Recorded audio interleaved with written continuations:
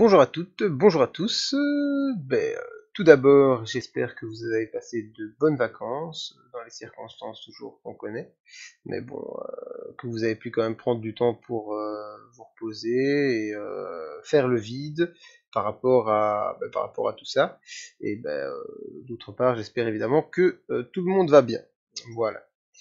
Bon, on se retrouve aujourd'hui pour une nouvelle séance de cours, enfin une séance vidéo explicative de la suite de la matière. Donc jusque maintenant, nous avons fait quoi? Eh bien, jusque maintenant, nous avons fait étudier des statistiques descriptives qu'on dit à une dimension. C'est-à-dire que on a pris à chaque fois une seule donnée. Donc, on a vu évidemment des données. On a vu des données, comme vous le savez, des différents types. On a vu des données nominales et des données ordinales, même si ça on les a pas travaillées, qui font partie des types de données qualitatives. Et ensuite on a vu des données discrètes et des données continues. Voilà, qui font partie des données quantitatives. Donc ça c'est la première partie des statistiques descriptives. On a vu tout ça à une dimension. Maintenant, on va passer à la deuxième partie, qui consiste en des statistiques descriptives. Donc c'est toujours des statistiques descriptives, c'est-à-dire que on ne fait pas encore ce qui s'appelle de l'inférence, et on ne fera pas d'ailleurs d'inférence dans notre cours. L'inférence statistique qui, en gros, permet de tirer des conclusions, qui permet également d'évaluer si une population correspond bien si un échantillon correspond bien à une population, ce genre de choses. Et bien ça, on ne le fera pas ensemble, on continue avec les statistiques descriptives, mais cette fois-ci à deux dimensions. Donc quel est l'intérêt d'abord de faire des statistiques descriptives à deux dimensions? C'est tout simplement l'intérêt que on a envie parfois de voir la relation qu'il y a entre deux choses. Par exemple, donc ici j'ai pris mes notes pour les exemples, mais par exemple, la taille du bébé à la naissance par rapport à la durée de la grossesse de la mère. Mais là, par exemple, on estime assez facilement qu'il y a un lien, puisque forcément, plus la grossesse a duré longtemps, plus le bébé est censé avoir une grande taille, et inversement, si on a un bébé prématuré, il sera plus petit. Donc, attention, là on fait une imagination, c'est plutôt empirique, donc on va voir ensemble des méthodes de calcul qui vont permettre de voir s'il y a un lien entre deux choses ou pas. Donc ici j'ai le nombre de pièces d'une maison par rapport au revenu du ménage. Et alors on en a évidemment bien d'autres, comme le risque d'avoir un jour un cancer du poumon par rapport au nombre de cigarettes, le poids par rapport à la taille, et etc. Donc ça veut dire que ici, quand on va travailler avec ça, on va avoir deux dimensions justement qui interviennent. Donc, deux dimensions, ça veut dire quoi? Ça veut dire tout simplement que on va non plus avoir un tableau également à une dimension, mais un tableau à deux dimensions. Donc voilà d'ailleurs le premier exemple qu'on va voir ensemble. Le tableau. Voilà. J'ai ici donc un exemple. Oui. Ok. Il faut que je retrouve d'abord correctement mon exemple. D'accord. Ok. Ah ben voilà. Ok. Je ne l'avais pas vu. Il me semble bien qu'il était là. Pourtant. Donc, dans cet exemple qu'on va voir ici, je vais évidemment l'insérer sous forme de tableau, où j'ai 6 lignes et un tableau de 6 lignes et 5 colonnes. 1, 2, 3, 4, 5, 6. 1, 2, 3, 4, 5. Voilà. Donc là, le tableau exemple. Donc, cet exemple, il concerne quoi? On a pris 80 femmes. Donc, on a pris 80 femmes et on leur demande, on leur demande leur nombre d'enfants. Donc 80 femmes ayant au moins un enfant. parce que sinon, bah, c'est un petit peu spécial de demander ça pour des gens qui n'ont pas d'enfants. On demande le nombre d'enfants par rapport au nombre de frères et sœurs dans leur famille. Donc en gros, on essaie de trouver ici le lien qu'il y a entre le nombre de frères et sœurs qu'on avait dans une famille, donc le nombre d'enfants avec lesquels on a vécu étant enfant, justement, et on essaie de comparer ça au nombre d'enfants que les femmes vont avoir. Est-ce que quand on vient d'une famille nombreuse, on a tendance à reproduire cela et avoir également une famille nombreuse, ou à l'inverse, est-ce que quand on a une famille nombreuse, on se dit, ben, moi il m'en faut plus, et on a à ce moment-là un seul enfant. Donc c'est ce qu'on se pose comme question. Et donc ici, on va séparer les deux, c'est-à-dire que ici du coup, on va mettre les xi, voilà, toujours le i évidemment en indice, comme ceci, voilà. Ici on a les xi, et on a ici du coup les yj.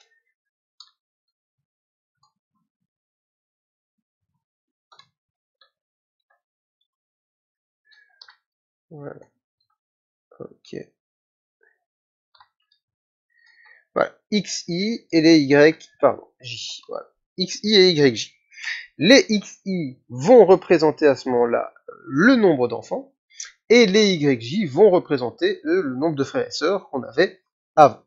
Alors du coup, ben, ici on en a, j'ai oublié une colonne, moi. Je sais pas ce que j'ai fait, mais j'ai oublié une colonne. Désolé, donc mise en page. Si je dois ajouter une colonne, insérer à droite. Voilà. Ok, comme ceci c'est bien mieux. Voilà, et on agrandit un peu. Donc voilà. Ok, je vais d'ailleurs également tout centrer. Tac, tac. Voilà, donc ici on a 0 frères et sœurs. 1, 2, 3, 4. Hop, hop. Et ici, ben, le nombre d'enfants. Là, par contre, on sait qu'on en a au moins un.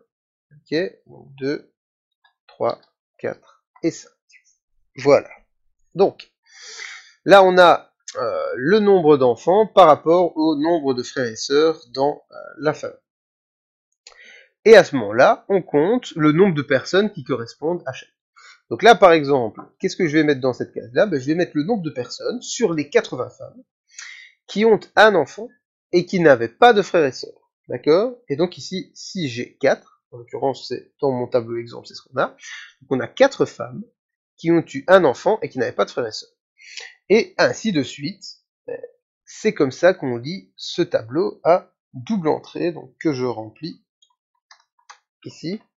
4, 12, 9, 2, 0, 1, 6, 1, 1, ah non, 1, 2, et enfin 0, non, c'est 5. 0, 1, 0, 1, 1. Voilà mon tableau. Ici, par exemple, je prends ce 1 ici. Ça veut dire qu'il y a une femme sur les 80 qui a 4 enfants et qui avait 3 frères et sœurs. Voilà. Donc, attendez, excusez-moi, mais...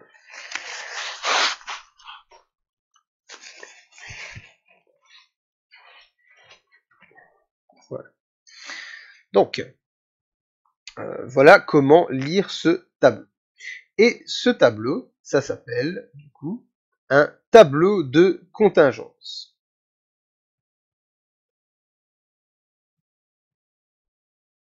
Voilà, donc ici, on a ce qui s'appelle un tableau de contingence. Donc c'est un tableau dans lequel on a les infos sur deux variables et la relation qu'il y a par rapport à ces deux variables. Donc là, on a notre tableau de contingence. Donc, ce dont vous devez vous rendre compte, c'est quand on compare ça avec des tableaux à une dimension, mais c'est qu'ici, à 2 dimensions, on a un tableau juste pour écrire les données. Alors que quand on avait à une seule dimension, on écrivait les xi et les ni, ça en quelque sorte, ce sont juste mes ni. Et d'ailleurs, comme il y a 2 dimensions, on va appeler ça les NIJ. Voilà, donc tout ça ici, ce sont les NIJ. Ce sont les effectifs, voilà, les effectifs pour des données à deux dimensions. On a NIJ, puisqu'on a les variables en I et les variables en J. Donc ça, ce sont les NIJ. Donc là, vous voyez déjà la différence de taille du tableau. Tout à l'heure. Quand on avait un tableau à une dimension, on avait les XI et les données qui correspondaient. Ici, on a les XI, les XJ, et tout ça, ce sont les NIJ. À partir de ce tableau, qu'est-ce qu'on va avoir envie de faire? On va essayer de faire un peu la même chose que ce qu'on faisait pour les données à une dimension, mais forcément, on est limité. C'est-à-dire que, déjà, on va essayer de calculer les fréquences et autre chose. Mais à chaque fois, on aura besoin de faire tout un tableau rien que pour les fréquences. Mais première chose, c'est que ce sont ici les effectifs. On a envie de connaître ce qu'on appelle les effectifs marginaux. Qu'est-ce que ça veut dire, les effectifs marginaux? C'est-à-dire qu'ici, il y a deux variables qui interviennent. Mais que se passerait-il s'il n'y en avait qu'une seule en réalité? Et donc, pour cela, je vais prendre mon tableau. Ok. Je vais prendre mon tableau et je vais insérer une ligne en dessous et une ligne à droite, une seule, pourquoi autant? Voilà. J'insère une ligne en dessous et j'insère une colonne à droite. Voilà, très bien. Et là-dedans, je vais représenter toutes mes données marginales du coup. Voilà, et donc là je vais juste mettre une écriture en rouge par exemple, pour changer un peu. Et voilà, ici en rouge. Et mes données marginales, ça va être quoi? Ça va être tout simplement la somme de toutes les données sur la ligne et sur la colonne. Par exemple, donc ici, les NIJ, c'est l'ensemble du tableau. Ici, par exemple, 4 plus 4 plus 2, plus 0 plus 0, ça nous fait 10. Et donc, j'ai 10 qui apparaît ici. Mais je fais la même chose pour chaque ligne. 9 et 16, 25 et 4, 29. Voilà. 4 et 12, 16 et 9, 25 et 2, 27. 1, 6, 1, 1, 2, ça fait 11. Et enfin, 1, 1, 1, ça fait 3. Et ici, évidemment, le total, on doit retrouver le 80. Voilà, que je vais mettre en gras, et peut-être lui je vais changer la couleur en vert par exemple, voilà. Donc 10, 24 et 56, ça fait bien 80. On fait pareil dans les colonnes, 4 et 9 et 4 et 1, ça fait 18, et ainsi de suite, 16 et 12, 28 et 11, 39, 2, 4, 9, 1, ça fait 16, ici 2, 1, 1, ça fait 4, et là ça fait 3, et on vérifie qu'on obtient bien 80, 7 et 16, 23, et 57, 80. Voilà. Et donc ça, ce sont les effectifs marginaux. Donc ici, je vais mettre le nom de la colonne, du coup, mais ce sont des effectifs, donc ce sont des N. D'accord? Donc là, je mets également en rouge. Donc ce sont des N. Donc désolé, ça ne se voit peut-être pas très bien avec le bleu. Je vais du coup prendre une couleur peut-être plus claire. Jaune par exemple, on va voir. Non.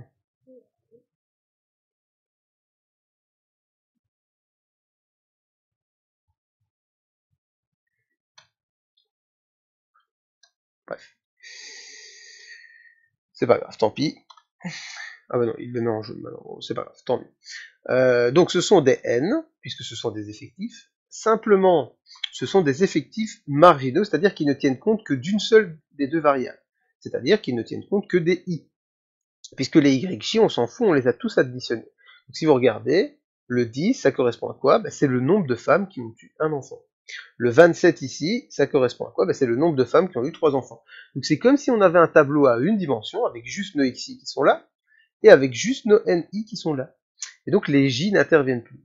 Et comme les J n'interviennent plus, eh bien tout ce qu'on va faire simplement, c'est qu'on va mettre le I, parce que le I intervient toujours, et on va mettre un point après. D'accord? Puisque voilà. Puisque les J n'interviennent pas, donc on met un point à la place. Et de la même manière, ici, puisque on a les J qui interviennent, ici, donc 18 c'est le nombre de femmes qui avaient 0 frères et sœurs, et ainsi de suite, et les I n'interviennent pas, on va faire N.J. Voilà, en indice, n.j. Voilà. Donc jusque maintenant, on a ici notre tableau de contingence qui contient les effectifs. On a les effectifs marginaux selon la variable i et les effectifs marginaux selon la variable j. Voilà. Ce tableau, ben, on va pouvoir en faire d'autres. C'est-à-dire que on a envie de nouveau faire un tableau de fréquence. Donc ici, je vais faire le même tableau, mais je vais donc c'est un tableau de contingence toujours, mais un tableau de contingence de fréquence cette fois-ci. Donc ici, j'avais mis 32, donc je vais mettre la même taille. 30, c'est un tableau de contingence de fréquence. Et pour avoir les fréquences, ben, c'est très facile. Il suffit de diviser par grand N. C'est vrai que je ne l'ai pas noté, mais le fameux 80 ici, c'est grand N. Hein. Grand N égale 80, voilà. Et donc on divise simplement toutes les valeurs qui sont ici par 80. Voilà. Et donc ben on regarde ce qu'on obtient. Donc ici en l'occurrence c'est 0,05 et ainsi de suite. Et avec à la calculatrice, on divise tout par 80. Je vais peut-être faire ça sur Excel, ça ira plus vite comme vous avez pu le voir. Voilà. Donc là, je copie mon tableau. Voilà. Et là, maintenant, je fais un deuxième tableau. Voilà. Et dans ce deuxième tableau, je dis que ça, c'est ça divisé par 80. Voilà. Je tire par là. Et je tire par là. Alors, est-ce qu'on met également les valeurs ici? Ben, on peut évidemment. C'est-à-dire que vous pouvez tout à fait mettre également les valeurs qui sont là. Et cette valeur-là, ben, ça va devenir quoi? Ça va devenir tout simplement 1. Parce que ben, si vous divisez, ça va vous donner 1. Et donc là, vous avez un tableau, justement, des fréquences, cette fois-ci, en divisant simplement tout votre tableau par grand N, en l'occurrence ici par 80. La seule chose qui change, ben, c'est qu'ici, ce ne sont plus forcément des N, mais ce sont des F. Voilà. Ce sont des fréquences. Voilà. Tableau des fréquences. Ok. Et donc là maintenant, ben, je prends un tableau que je peux mettre du coup ici à la place de celui-ci sur PowerPoint. Voilà. Ici, c'est évidemment pas mon tableau de fréquence. Voilà. Je supprime celui-ci. Et celui-ci est le bon que j'agrandis un petit peu. Voilà. Et donc là, j'ai mon tableau des fréquences, du coup, avec mes f.j, mes fi. Et toutes mes fréquences. Voilà. Donc on peut. Donc vous voyez quand même la taille des tableaux. Hein. Donc je rappelle qu'à une dimension, ça nous prenait une colonne, deux colonnes. Ici, on a des énormes tableaux, rien que pour calculer un paramètre. Ensuite, il reste deux tableaux de contingence à vous présenter. C'est ce qu'on appelle les fréquences conditionnelles. Qu'est-ce que ça veut dire les fréquences conditionnelles? Ben, c'est-à-dire qu'on a envie de savoir si on se met dans un cas particulier, qu'est-ce qui va se passer. Donc là, je reprends mon tableau de contingence de départ pour vous expliquer. Donc imaginons que là, je considère uniquement les personnes qui ont 0 frères et sœurs. Et parmi les personnes qui ont 0 frères et sœurs, j'aimerais savoir quel pourcentage a eu exactement un enfant. Et donc ça, c'est une fréquence conditionnelle. C'est-à-dire que je vais diviser le 4, non pas par 80, parce que je ne prends pas toutes les personnes au départ, je prends uniquement les personnes qui ont eu 0 frères et sœurs, et donc je vais diviser mon 4 par 18. Ce qui veut dire que pour avoir les fréquences conditionnelles, on va devoir diviser chaque colonne par la valeur tout en bas de la colonne. Et idem, si on fait les fréquences conditionnelles par rapport au xi cette fois-ci, on va prendre chaque valeur de la ligne qu'on va diviser par la valeur de la colonne tout à droite. Donc, tout simplement, comment je vais faire ça? Voilà, je viens ici, clac. Je prends ceci. Bon, je vais reprendre peut-être de nouveau sur Excel. Voilà, je prends mon tableau ici. Tac. Non, voilà, je fais comme ça. Tac. Et je le mets là. Et donc ici, pour avoir mes fréquences conditionnelles ben, par rapport au YJ, comme je le disais, ben, je vais prendre chacune des valeurs qui sont là. Voilà. Et je vais les diviser du coup par 18. Donc là, en l'occurrence, cette première valeur ici, c'est cette valeur-là divisée par celle-là. Voilà. Donc pour que ça bloque bien je mets un dollar devant le 14, donc de nouveau je vais pas détailler Excel maintenant, hein, comme je vous l'avais dit, et là je peux tirer, et du coup j'ai toutes mes fréquences conditionnelles. Et vous voyez que la somme des valeurs dans la colonne fait 1. Donc 0,22 plus 0,22 plus 0,06 plus 0,5, ça fait 1. D'accord? Et donc ici on a comme somme 1. Et ensuite, ben, je peux faire pareil pour toutes mes colonnes, et donc pour chaque colonne, le total fait 1. Et donc là, ici, j'ai fait les fréquences conditionnelles par rapport au YJ, puisque ce sont les YJ que j'ai fixés tout en bas. Et si vous regardez, la somme de chaque colonne fait 1, mais pas la somme de chaque ligne. Donc c'est important de préciser par rapport à quoi on fait les fréquences conditionnelles. Par exemple, 0,5 plus 0,4 plus 0,25, ça ne fait pas 1. Donc là, ici, on a le tableau des fréquences conditionnelles pour la donnée YJ. Donc, je viens ici, voilà, comme ceci. Je l'agrandis un petit peu. Voilà, ou plutôt non, je vais le diminuer. Et je peux évidemment faire la même chose, d'accord? Donc c'est-à-dire que, voilà, je vais le mettre là. Je peux également faire la même chose, mais par rapport aux lignes cette fois-ci. Donc là, je vais prendre la valeur qui est ici. Je vais prendre donc mon 4, et je vais le diviser cette fois-ci par 10, qui est ici.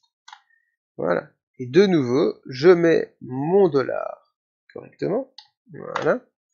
Et je peux tirer des deux côtés. Voilà, comme ceci. Et comme ceci. Et voilà, vous voyez que cette fois-ci, pour chaque ligne, 0,4 plus 0,4 plus 0,2, ça fait 1. 0,31 plus 0,55 plus 0,13, ça fait 1, et ainsi de suite. Mais par contre, par colonne, on n'obtient pas 1. Et donc là, j'ai les fréquences conditionnelles, mais par rapport au XI cette fois-ci. Donc voilà, en gros, les 4 tableaux de contingence qu'on peut créer. Donc là, je vais le prendre et je vais le rajouter ici également. Voilà. Et donc là, c'est un... Ok, voilà. Donc ici, on a tableau de contingence des fréquences conditionnelles des XI par rapport au YJ. Voilà. Et celui du bas, là, c'est évidemment les YJ par rapport au XI. Et voilà. Et je vais, cette fois-ci, les diminuer pour la place. Voilà. Hop, hop.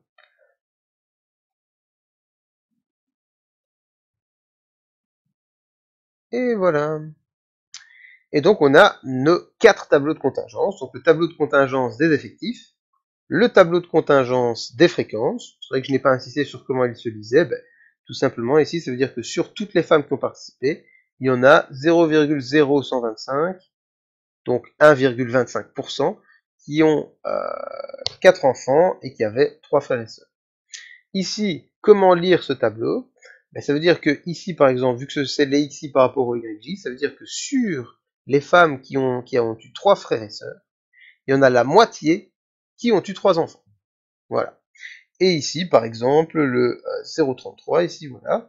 Et sur toutes les femmes qui ont eu 5 enfants, il y en a 1 sur 3 qui avait un frère ou une sœur. Voilà. Voilà.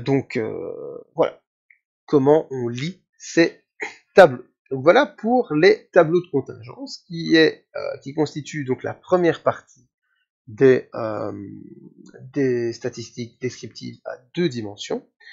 Donc dans l'exercice qu'on fera après, je vous demanderai notamment de réaliser ces tableaux de contingence. Mais on va continuer avec ce qui nous intéresse le plus. Donc, on fait un peu le même processus qu'avec une dimension.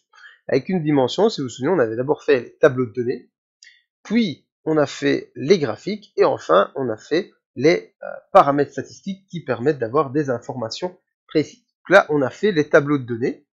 Maintenant, les graphiques. Mais les graphiques, je ne vais pas vous embêter trop avec ça, tout simplement parce que quand on veut ici mettre ceci en graphique.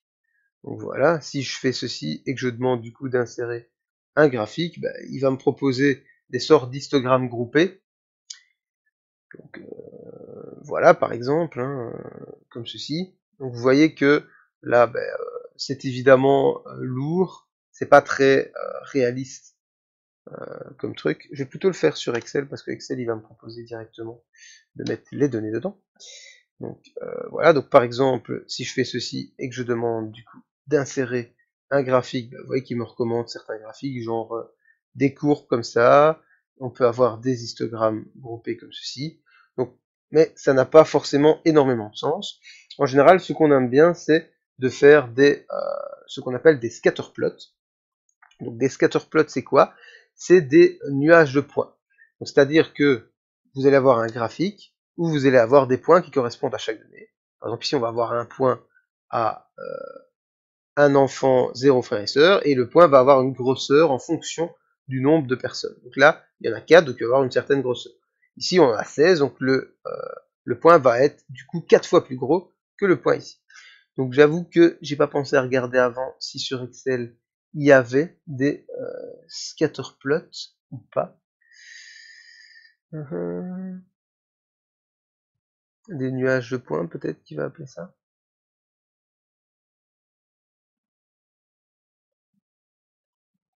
Ouais, c'est comme ça.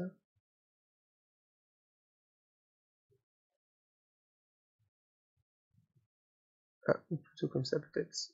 Voilà. Est-ce que ça correspond? Pas spécialement, c'est pas exactement ça qu'on voulait. Bon, de toute façon, ici, les graphiques, c'est compliqué à mettre en place, c'est compliqué à réaliser. Donc je ne vais pas vous embêter avec ça, vous devrez de toute façon pas faire de graphiques pour les données à 2 dimensions. Sachez juste qu'il y a plusieurs manières de les représenter, donc comme vous l'avez vu, les histogrammes groupés, etc., même si on préfère les scatterplots, donc les nuages de points. Par contre, après, pour la régression linéaire, on va utiliser les graphiques. Donc là, on essaiera de construire une droite qui représente les données, et là, on utilisera un graphique avec des nuages de points. Voilà.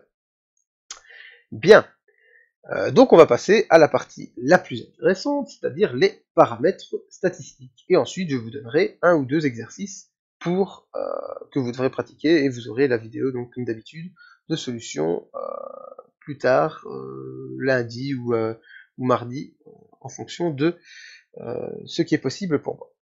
Donc, au niveau des paramètres statistiques, ben, on va essayer maintenant de calculer un petit peu à partir de ce donné. Donc là, pour les calculs, on va reprendre le tableau simplement des effectifs normaux, pas besoin d'autre chose.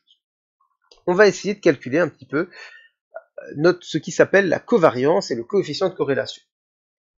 Donc le coefficient de corrélation, c'est quoi? C'est une valeur qui va nous dire si plus il est grand, en fait, plus les données sont liées, plus il est grand en valeur absolue, plus il est grand en valeur absolue, plus les données vont être liées. Et donc on va essayer de calculer ça et ça nous permettra de tirer des conclusions dessus. Donc, comment faire pour calculer ça? La première chose à faire, c'est de calculer moyenne et variance pour tout ce qui est marginal. Je sais bien que j'ai dit qu'on utilisait que ce tableau-là, mais les données marginales sont ici. C'est-à-dire que quoi? C'est-à-dire que, et là de nouveau je vais repartir sur Excel, voilà. Donc, je vais prendre mes données en XY, mes données en YJ, et je vais les utiliser indépendamment de tout le tableau. Qu'est-ce que ça veut dire? Tout simplement, je vous montre, je prends ceci, voilà, je le mets ici en dessous, comme ceci, je prends ceci, voilà, je le mets également ici, en dessous, voilà, ici on a les XY, et voilà, et maintenant je vais pouvoir faire mon tableau de données, un peu comme d'habitude, mais avec des données à une seule dimension. Alors vous allez dire, mais ce sont les mêmes données? En fait, oui, c'est simplement qu'on ne tient pas compte du YJ, donc on n'a plus que des données à une dimension. Et le total fait bien 80, comme vous pouvez le voir ici, lorsque je fais une somme. Voilà, ça fait bien 80. Maintenant, ce qui nous intéresse, c'est pas spécialement de refaire tout le tableau, et je ne vous demande pas de faire tout le tableau, mais on va devoir calculer la moyenne et la variance. Et si vous vous souvenez, pour la moyenne et la variance, on a besoin des NIXI et des NIXI carré. Voilà. Sauf que là, de nouveau, je ne sais pas pourquoi. Il le fait toujours exprès de me mettre des choses en indice. Enfin, je croyais. Bon, ok, c'est juste que c'est petit. Voilà. Et voilà. NIXI et NIXI carré. Et donc, tout simplement, bah, dans Excel, je fais ça fois ça. Voilà. Comme ceci. Je vais peut-être agrandir.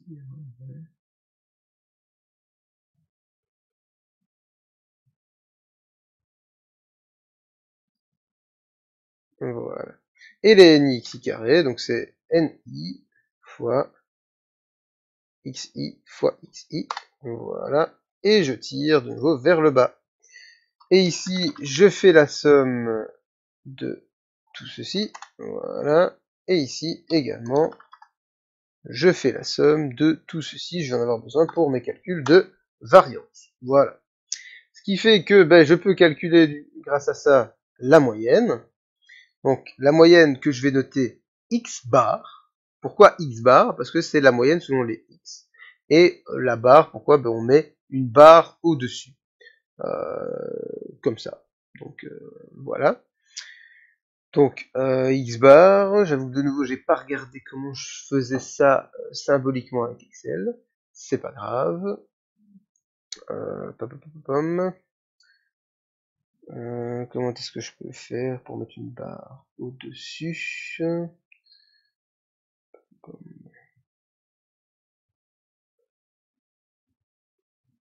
Bon, c'est pas grave, je vais faire ça comme ça.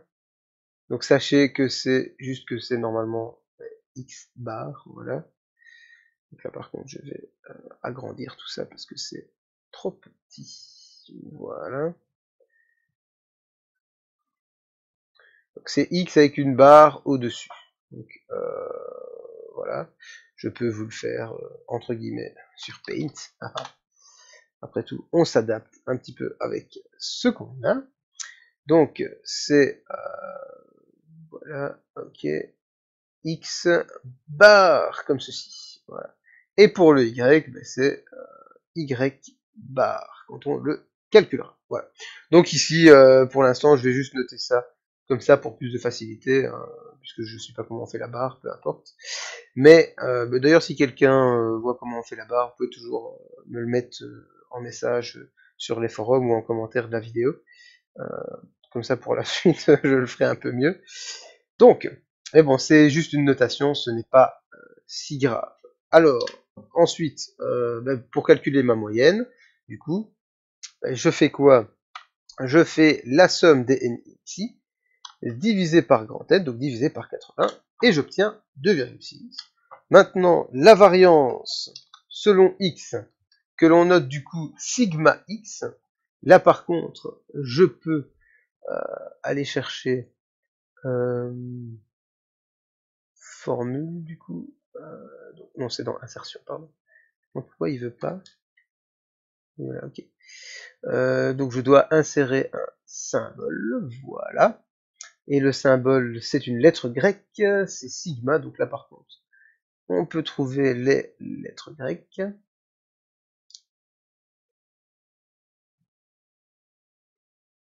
Je suppose, ok,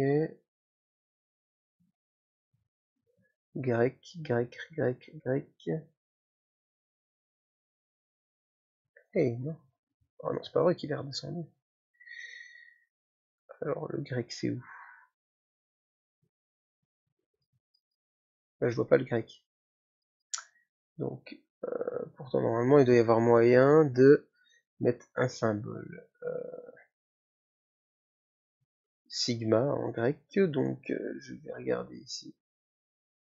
Ah ouais, mais là il me propose la police Webdings.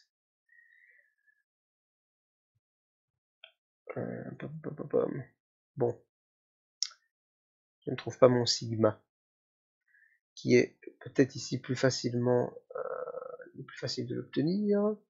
Voilà, donc les symboles, on est en police Webdings de nouveau.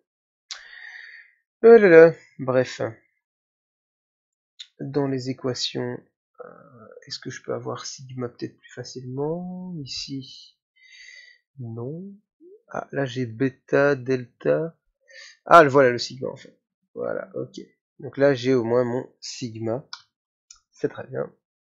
Voilà, hop, sigma. Donc sigma carré, évidemment, puisque d'abord on calcule la variance, et selon x. Donc ça veut dire que je mets le x en indice. Pourquoi selon x? Parce que pour l'instant on est dans la détermination des données selon x. Alors cette valeur... Eh, pourquoi il me l'enlève? C'est une blague ou pas?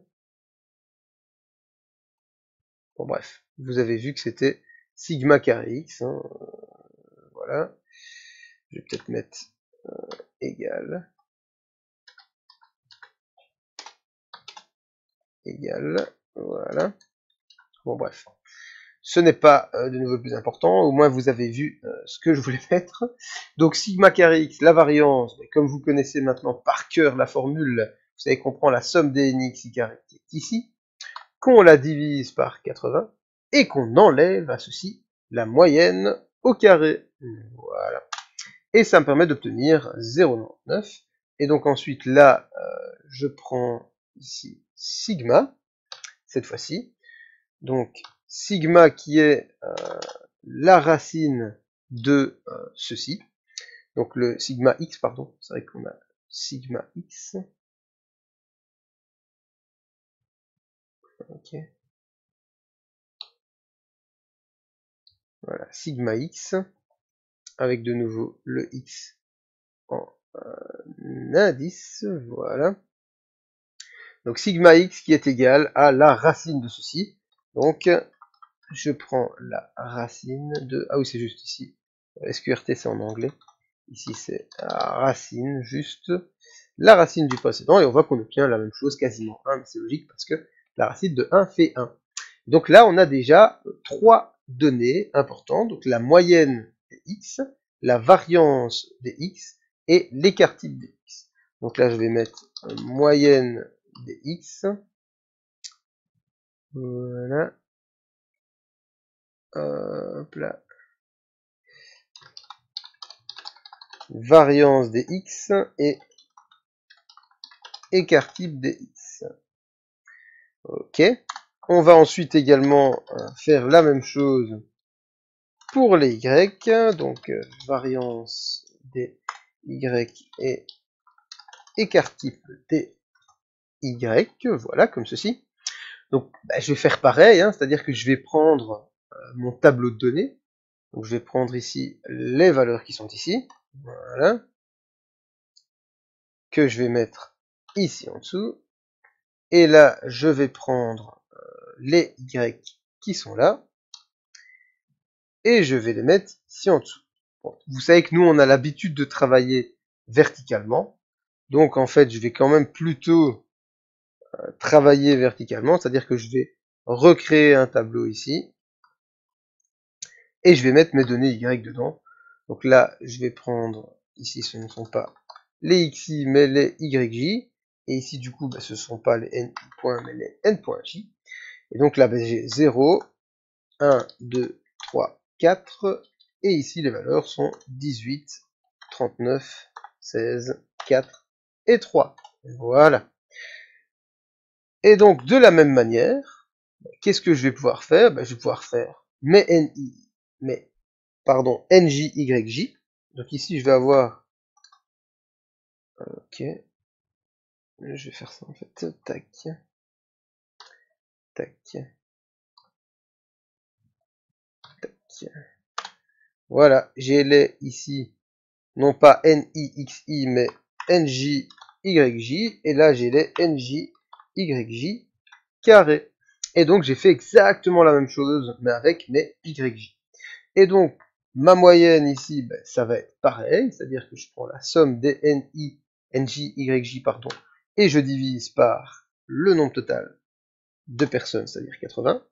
Et pour la variance, c'est pareil, je prends la somme des njyj carré, je divise par 80, et j'enlève la moyenne au carré, donc la moyenne que je viens de calculer ici, au carré, et j'obtiens 0,93. Ici, pour obtenir l'écart type, je fais la racine de ceci et j'obtiens mon écart type. Donc là, j'ai déjà calculé tous les paramètres statistiques de moyenne et de variance des données marginales, donc des données sans tenir compte de l'autre. Maintenant, on va faire intervenir notre tableau pour le calcul des données. Donc là, ça va être un tout petit peu, entre guillemets, plus compliqué, mais pas forcément tellement non plus. Voilà. Donc je reprends mon tableau de données qui est là. Et je vais travailler à partir de là. Première chose, la formule, tout simplement. Je vais vous donner la formule quand même. Donc la formule déjà de la covariance. Donc, ok, donc j'insère ici directement une équation. Voilà. Bon, il veut pas, donc je vais d'abord insérer une zone de texte. Et dans cette zone de texte, je vais insérer une équation. Voilà. Et donc ma formule, c'est le sigma que j'avais trouvé ici. Voilà. Donc on a sigma xy, c'est la notation de la covariance. Donc vous savez que la variance se note sigma carré, et donc ici la covariance se note sigma xy. Donc bien entendu, comme d'habitude, le xy vont en indice. Voilà.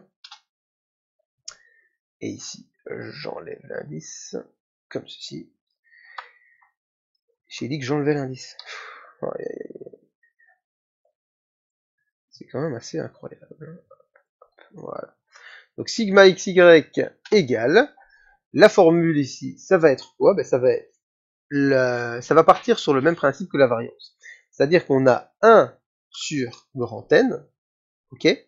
Donc on divise par, on a 1 sur N, donc je vais déjà mettre dans mes trucs d'équation une fraction, voilà, donc c'est 1 sur N, voilà, fois la somme sur I, donc là, on a un grand opérateur,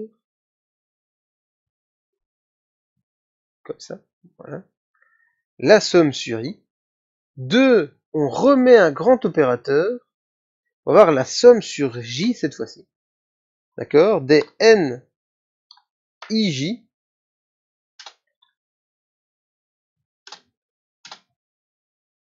XI, YJ,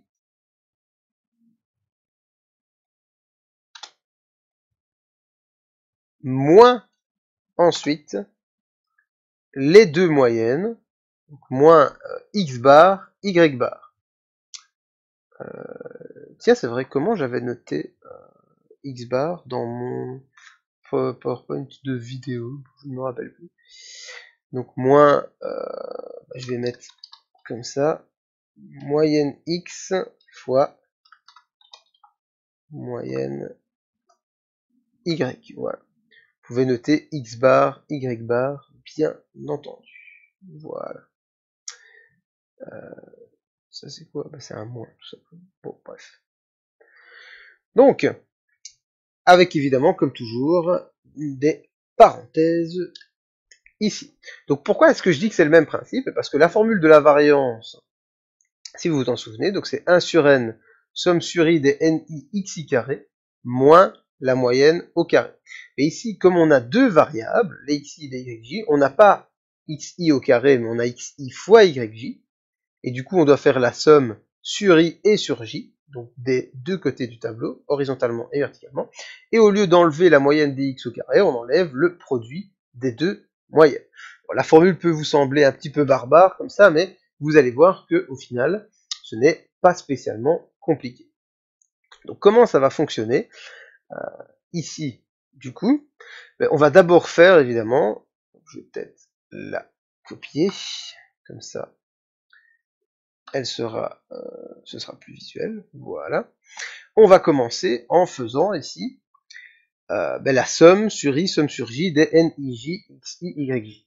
Donc ça veut dire quoi cette double somme? Ça veut dire, comme je le disais, qu'on parcourt chaque colonne du tableau, et pour chaque colonne, on parcourt toute la ligne. Et donc, on va prendre chaque élément du tableau, le 4, puis le 4, puis le 2, puis le 0, puis le 0, Donc ça, c'est le NIJ. On va le multiplier par le XI qui est là, et on va le multiplier par le YJ qui est là. Puis on va additionner à ça le suivant. Donc ça fois le XI correspondant fois le YJ correspondant. Ça fois le 1 fois le 2. Et donc ça veut dire que je vais faire quoi? Je vais faire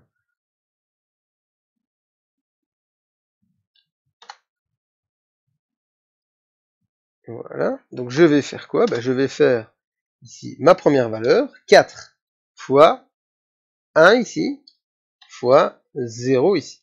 Donc ça, c'est le N11, c'est le NIJ en première position de ligne et de colonne, fois le 1, donc le XI correspondant, fois le YJ, donc le Y1, le 0, c'est-à-dire le Y correspondant. Plus, je prends l'élément suivant, donc c'est-à-dire le 4, fois le 1, fois le 1, fois 1, fois 1, plus le 2 fois le 1 fois le 2. 2 fois 1 fois 2. Plus, etc. Les zéros, je vais pas mettre tout le calcul. Plus ensuite, on passe à la deuxième ligne, le 9 fois le 2 fois le 0. Et ainsi de suite. Voilà. Et ça va me donner ma somme qui est ici. D'accord? Je vais tout simplement voilà, la calculer. Donc là, je vais évidemment pas mettre le égal, ça va permettre d'afficher tout. Voilà. Et là, je vais calculer ça. Évidemment, avec Excel, ça va aller beaucoup plus vite puisque je fais ça fois ça fois ça. Ok. Ouais, c'est vrai que du coup, je dois refaire un tableau si je veux gagner du temps. Donc c'est juste pour gagner du temps que je fais ça de nouveau. Une fois que vous avez compris comment ça marchait, vous le faites à la calculatrice et ça marche. Voilà. Donc là, je vais faire du coup ça fois ça fois ça. Voilà. Donc là, si je tire par là, le problème c'est que ça va me bouger. Ça, j'ai envie que ça bouge, mais celui-là, j'ai pas envie qu'il bouge. Donc c'est le L39. Non, c'est le K40. Voilà, le K40 qui est ici. J'ai pas envie que le K bouge, donc je mets $1 devant le K. Hop. Et je n'ai pas envie que le 39 du L bouge non plus, donc je mets $1 devant également. Voilà, je tire par ici, et je tire également par là. Et donc là, j'ai tous mes produits qui se font. Par exemple, ici, comme vous pouvez le voir, je vais augmenter la taille. Vous avez 32, 32 c'est 16 fois 2 fois 1. Ici, vous avez 54, 54 c'est 9 fois 3, 27 fois 2, 54. Ici, vous avez le 32, le 32 c'est 2 fois 4 fois 4. 2 fois 16, 32. Et ainsi de suite. Donc là, on a fait toutes les sommes. Et je vais faire la somme de tout ça, bien entendu. Voilà, je fais la somme de toute cette valeur, ça me donne 280. Et donc là, si je regarde par rapport à ma formule, j'ai obtenu cette somme ici. Ce qui veut dire que si maintenant je veux calculer la covariance, la covariance, ça va être du coup égal à, donc là, j'agrandis de nouveau tout ceci. Ouais, en fait, je vais plutôt le mettre là, puisque là j'avais plus de place.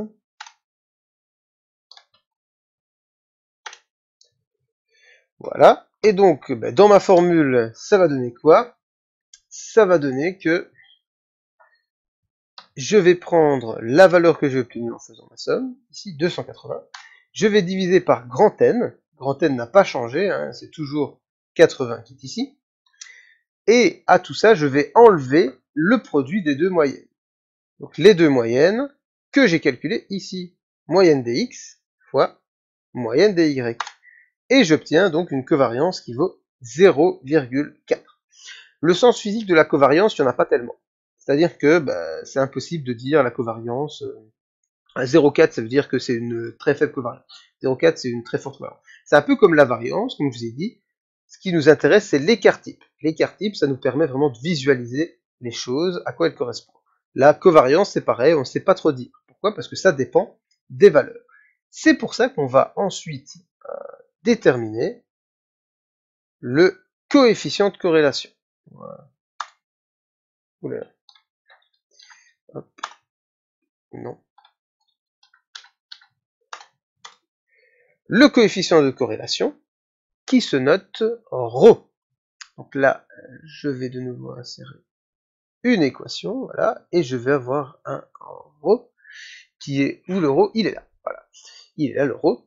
Donc ρ, c'est le coefficient de corrélation. Et ben lui, il est très simple à calculer, par contre, et lui, il va nous donner vraiment la corrélation. Donc c'est-à-dire que lui, c'est tout simplement le sigma xy qui est ici, voilà, comme ceci, et on va diviser ça par sigma x, sigma y. Voilà, comme ceci. Voilà, le fois ici par contre, il n'est pas en indice. Voilà. Donc on prend le sigma xy, la covariance qu'on a calculée, et on divise par sigma x, sigma y. Ce qui veut dire que c'est ce que je vais faire évidemment ici. Voilà. J'ai ici mon coefficient de corrélation.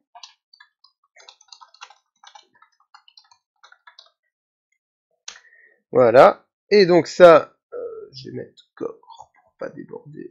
Voilà. Et donc c'est égal à la covariance qui est ici, divisé par l'écart type selon les x et l'écart type selon les y. Voilà. Et ça nous donne 0,43. Et là, maintenant, le coefficient de corrélation, on peut dire avec 0,43 une conclusion dessus. Et la conclusion, en l'occurrence, c'est que la corrélation n'est pas complètement inexistante, mais elle est très faible. Voilà. Puisqu'une corrélation, on considère qu'on a une bonne corrélation à partir de 0,7. Je vais évidemment le noter. Voilà.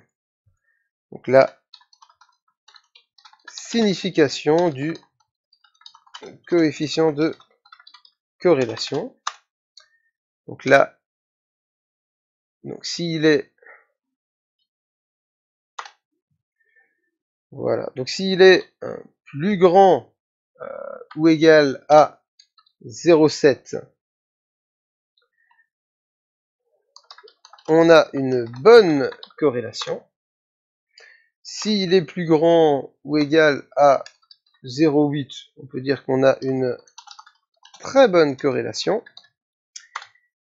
S'il est plus grand ou égal à 0,9, on a une excellente corrélation. Voilà. Donc s'il est inférieur par contre à 0,7, on a une mauvaise corrélation. Donc là, voilà. Donc voilà un petit peu ce que ça représente. Attention, c'est en valeur absolue. Qu'est-ce que ça veut dire? Ça veut dire que, attention, le coefficient de corrélation peut être positif ou négatif. La covariance aussi. Donc là, petite remarque quand même, c'est que la variance, si vous vous souvenez, c'était une somme de carrés, une moyenne de carrés. Ce qui veut dire que c'était toujours positif. Ici, la covariance, ça peut être négatif. Et ça veut dire quoi? Quand la covariance est négative, ça veut dire que la relation entre les deux données est négative. Ici, par exemple, dans cet exemple-ci, on se doute bien que plus il y a, enfin, on se doute bien, non, on ne s'en doute pas, les deux sont possibles. Plus il y a eu d'enfants dans la famille, plus les femmes vont avoir tendance à avoir d'enfants. C'est un peu ça, ça que ça veut dire. Par exemple, ici, vous voyez qu'il y en a 16 qui ont eu 2 enfants, qui avaient un frère et une sœur. Ici, ça augmente, donc il y en a 2 qui avaient 4 frères et sœurs, et donc ils ont eu 4 enfants. Ok? Par contre, il n'y en a aucune qui n'avait pas de frères et sœurs et qui s'est décidé à avoir 5 enfants. Donc ça augmente, en fait, quand les xy augmentent, les yj ont tendance à augmenter également. Et donc la corrélation est positive. Mais on peut avoir l'inverse. D'accord? Par exemple, autre exemple de corrélation positive, mais c'est la taille et le poids. Plus on est grand, plus on va être lourd. On peut avoir un grand maigre et un petit gros, mais malgré tout, en moyenne, plus on est grand, plus on va peser lourd, forcément, puisqu'il y a plus de matière à peser. À l'inverse, on peut avoir des corrélations négatives. Donc, par exemple, si je compare le nombre de cigarettes que je fume avec ma capacité respiratoire. On imagine bien que plus je fume de cigarettes, moins je vais avoir une bonne capacité respiratoire. Donc, c'est deux choses opposées, et on va à ce moment-là avoir une covariance et un coefficient de corrélation négatif. À savoir que du coup, ici, c'est toujours en valeur absolue. C'est-à-dire que si j'ai un coefficient de corrélation qui vaut moins 0,7 par exemple, eh bien, ça voudra dire que j'ai une bonne corrélation, mais qu'elle va être négative. Voilà. Donc, je vais également parler un petit peu quand même des valeurs parfaites, des valeurs idéales du coefficient de corrélation. Donc,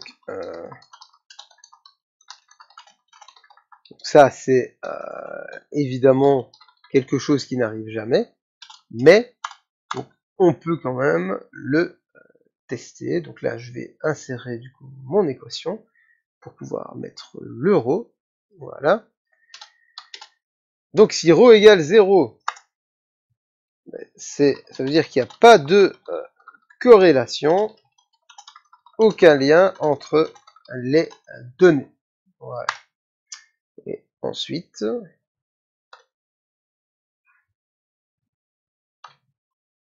voilà. Donc là, si j'ai un ρ égale 1, j'ai une corrélation positive parfaite. Donc ça veut dire que là, le lien entre les données est parfait. Donc toutes les données se situent sur une droite, en fait, de manière parfaite. Donc c'est-à-dire que quand l'une des variables augmente, l'autre augmente forcément. Ensuite, on a, voilà, on peut avoir ρ ici égale moins 1. Donc là, c'est une corrélation négative, mais parfaite quand même. Donc c'est ça qui est important de bien comprendre, c'est que le ρ ici, même s'il est négatif, la corrélation peut être parfaite. Ça veut juste dire qu'elle est négative. Donc en gros, ça veut dire qu'une corrélation positive, vous allez avoir une droite comme ça, une corrélation négative, vous allez avoir une droite comme ça. D'accord? Vous allez avoir une droite, donc je vais pas montrer comme ça avec mes mains. Hein. En classe, parfois, je monte avec mes mains, ça peut être sympa. Mais bon, ici, je peux pas trop, donc voilà. De toute façon, on verra des exemples avec les droites de régression. Mais ce qui est important, c'est de bien se rendre compte que même si c'est moins 1, la corrélation est parfaite. On peut avoir une très bonne corrélation, mais négative. Donc bon et négatif, dans ce cas-ci, ça ne veut pas dire la même chose. Hein. Enfin, ça ne veut pas dire des choses opposées. On peut avoir une bonne corrélation, mais négative, ça veut dire que les choses évoluent à l'opposé. Donc si une des deux variables augmente, l'autre diminue. Ensuite, même si ça, ce ne sont pas des valeurs idéales, je peux mettre du coup 0,7. Donc on a ici une bonne corrélation positive, voilà, et avec moins 0,7, on a du coup une bonne corrélation négative. Voilà, un petit peu les valeurs du coefficient de corrélation. Vous aurez remarqué que ces valeurs que je donne ici sont toujours comprises entre moins 1 et 1. Et ça, c'est très important parce que autant la covariance, elle peut valoir n'importe quoi, autant le coefficient de corrélation est toujours compris entre moins 1 et 1. Donc à la fin de votre calcul, si vous obtenez une autre valeur qu'une valeur comprise entre moins 1 et 1, ça veut dire que vous avez commis une erreur, tout simplement. Voilà. J'ai fini avec la démonstration de mon exemple et la réalisation de la corrélation. C'est vrai que j'oubliais peut-être de conclure. Vu qu'on a une corrélation de 0,43, ça veut dire que on ne peut pas vraiment dire qu'il y ait un lien entre le nombre d'enfants qu'une mère a eu par rapport au nombre de frères et sœurs qu'elle avait. C'est un petit peu, entre guillemets, enfin, on pourrait croire que peut-être plus on a d'enfants, plus on avait de frères et sœurs, plus on a envie d'avoir d'enfants, ou l'inverse au final. Mais justement, ça veut dire que c'est assez équilibré, même s'il y a une légère tendance positive. Voilà. Bien, maintenant, du coup, je vais vous donner un exercice à réaliser. Voilà. Donc, exercice que je cherche ici. 25, 27, voilà. 31, 32, 33, 34, 35, 36, voilà les exercices. Bien, donc, premier exercice, voilà, et ici. Donc là, je vais de nouveau insère un tableau. Cette fois-ci, je vais essayer de ne plus me tromper dans le nombre de lignes colonnes. 1, 2, 3, 4, 5, 6. Et 1, 2, 3, 4, 5, 6. 6 et 6. Voilà. Insertion d'un tableau. 6 x 6, comme ceci. Voilà. Donc là, on a l'âge. Donc je vais peut-être...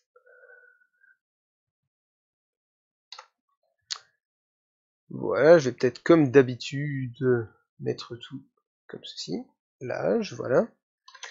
20-30. 30-40. 40-50. 50-60 et 60-65. Alors là, les données ne sont pas notées comme on les voit d'habitude, mais vous devez considérer que ce sont des classes, comme d'habitude. Donc il n'y a aucun changement par rapport à ce qu'on a déjà fait avant, ce sont juste des classes, d'accord? Ce qui veut dire que quand vous allez devoir faire les calculs de moyenne, etc., vous allez devoir utiliser le XI, c'est-à-dire le centre de classe, et donc le centre de classe, par exemple entre 20 et 30, c'est 25, d'accord? Normalement, je suis censé vous laisser réfléchir à être vous-même, mais le problème, c'est que si vous bloquez là, ça va fausser tout votre exercice, donc je suis un petit peu obligé de vous le dire, voilà. Donc ici, ce sont les XI, voilà. Ici, on a du coup les YJ, voilà. Et les YJ, ça va être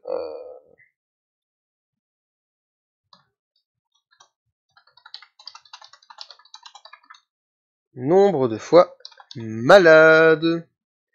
Voilà, donc en gros, on essaie de comparer ici si, en fonction de l'âge, les travailleurs d'une entreprise sont plus souvent malades. Et on a étudié pour cela 42 employés. Donc je vais noter également le N égale 42. Voilà. Comme ceci, donc là on a l'âge qui a été noté, le nombre de fois malades, 0, 1, 2, 3, 4. Et maintenant, les données du tableau, je n'ai plus qu'à les compléter. 4, 2, 2, 1, 1. Puis 4, 3, 3, 1, 1. Puis 7, 2, 1, 0, 0. Puis 3, 2, 1, 1, 1. Et enfin 0, 0, 0, 1, 1. Et voilà. Et donc à partir de ce tableau, les consignes sont les suivantes. Donc vous devez d'abord déterminer les tableaux de contingence des fréquences et fréquences conditionnelles. Voilà. Et ensuite, détermine la covariance et le coefficient de corrélation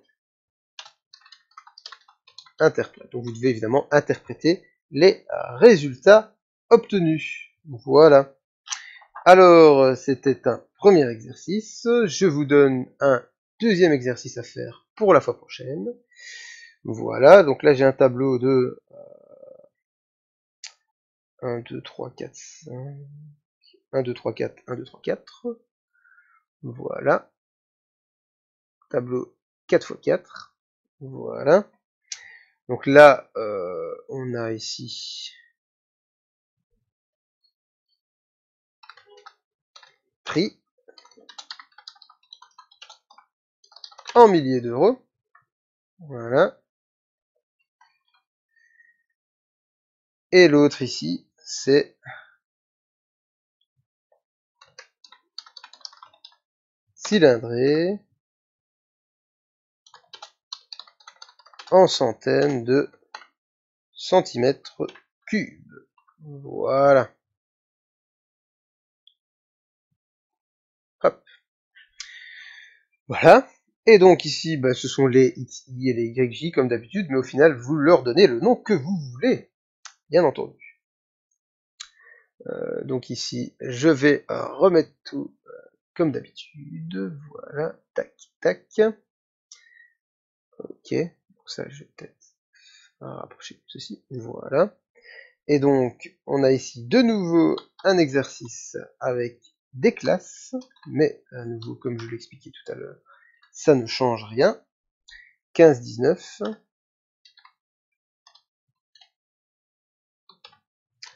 Et 19, 21. Voilà. Ensuite, ici, on a 6, 10, 10, 20 et 20, 30. 6, 10.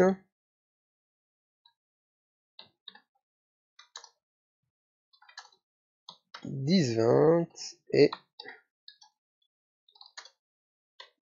20, 30. Voilà. Et on a du coup 35, 10, 5, 10, 61, 0, 5, 25. Et je vous pose les mêmes questions. Voilà. Donc voilà les deux exercices que vous avez à faire pour la fois prochaine. Voilà, donc c'est la fin ici. À nouveau, n'hésitez pas à me poser des questions si besoin. Et donc sur les forums prévus à cet effet, n'hésitez pas à créer un forum si vous trouvez que les sujets des autres forums ne correspondent pas. Et donc voilà, et vous aurez la correction, comme je le disais, ce lundi ou ce mardi. Donc voilà, j'espère que j'ai été clair, malgré parfois des petits soucis avec les sigmas, les lettres et tout ça. Je vous mets le PowerPoint qui est ici également sur Moodle, comme ça vous avez accès à l'exercice directement. Je ne peux que vous encourager à essayer également de faire l'exercice sur Excel, puisque ça va beaucoup plus vite, mais essayez quand même de comprendre ce que vous faites. Donc n'appliquez pas juste une formule sans savoir. Donc vous pouvez utiliser Excel, je vous encourage, mais faites attention à bien comprendre l'utilisation des formules, et soyez sûr de savoir le faire à la calculatrice aussi, parce que vous n'aurez pas toujours Excel à votre disposition. Voilà, là-dessus je vous souhaite un bon week-end, et je vous dis à bientôt. Au revoir.